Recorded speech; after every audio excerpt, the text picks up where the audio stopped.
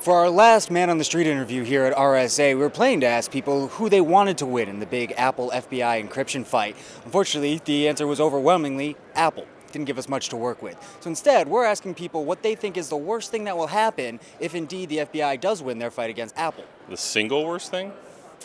Yeah, actually, I think what we're doing is we're setting a precedence that they'll be able to access other things that, we're losing our privacy.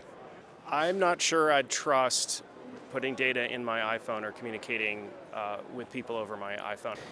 I don't see it as anything negative. If the government wins the case, and they should be able to see it.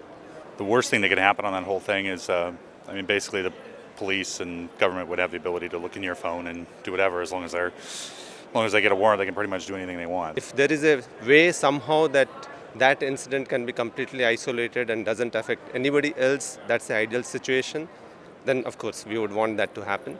But if that cannot be completely isolated, then it's about choosing one versus other. Both are bad, but which side would you go better?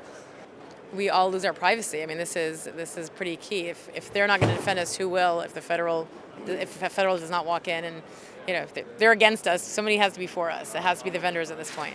From the Germany point of view, it is absolutely necessary that we get technology from the Americans, which is very trustworthy. And if it's not trustworthy, we really don't like to use it. The worst thing that could happen would just be misuse.